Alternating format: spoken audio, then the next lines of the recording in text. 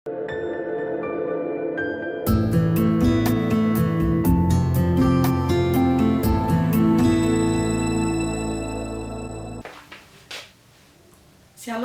jemaat yang dikasihi Tuhan.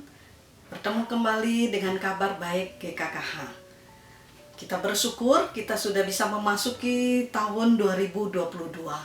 Tahun baru pasti memberikan sukacita buat kita, karena kita merasakan anugerah Tuhan, kita masih bisa hidup sampai saat ini.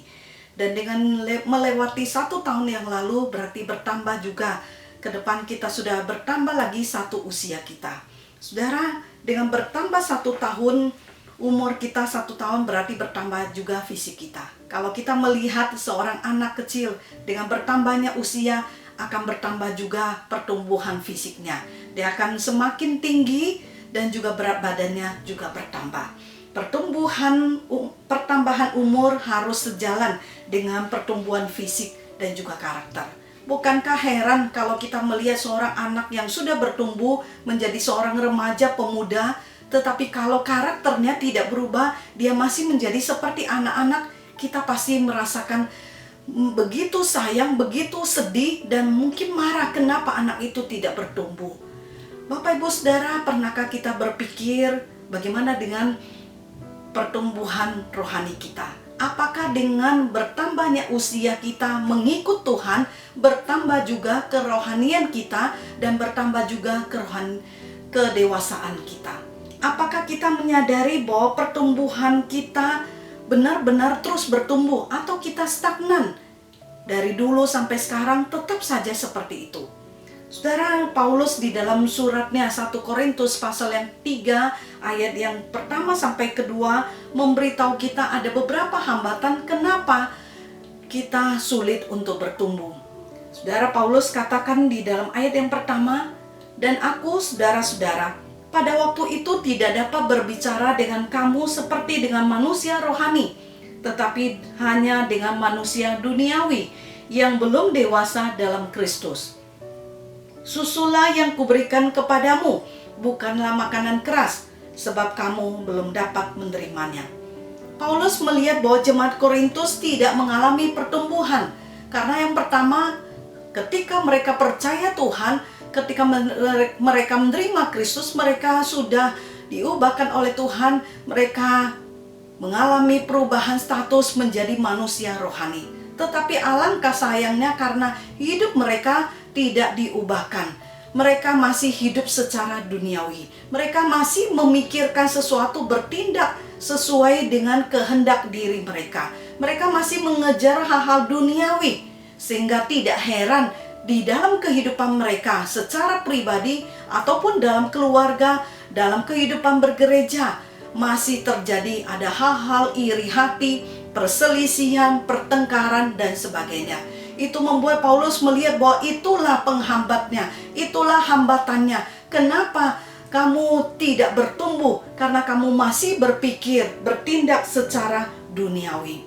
Saudara, karena itu Paulus mengingatkan bahwa setiap orang yang sudah mengenal Tuhan, yang sudah menerima Tuhan, dengan begitu bertambah juga, harusnya bertambah juga pengenalannya akan Tuhan, bertambah juga kedewasaannya. Karena itu mari kita belajar, Bapak Ibu Saudara. Berapa tahun kita sudah mengikut Tuhan?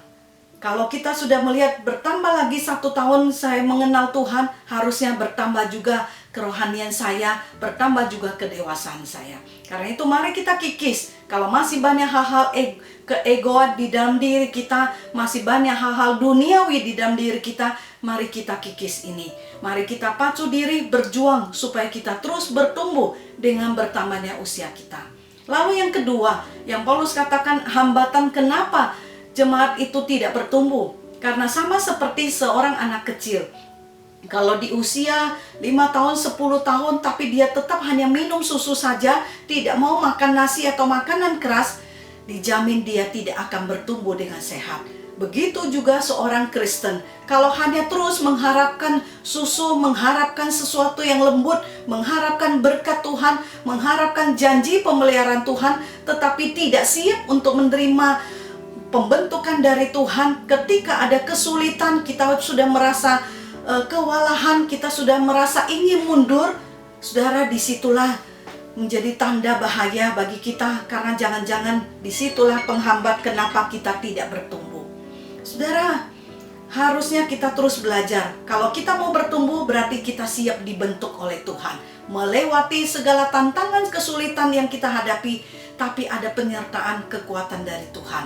Dan kita harus siap menerima sesuatu yang sekalipun keras, tapi kalau itu bisa membuat kita lebih dewasa, mari kita terima itu dan kita proses sehingga kita bisa menjadi lebih baik. Karena itu, Bapak Ibu Saudara yang dikasihi Tuhan, kabar baik hari ini bagi kita adalah anugerah Tuhan cukup buat kita.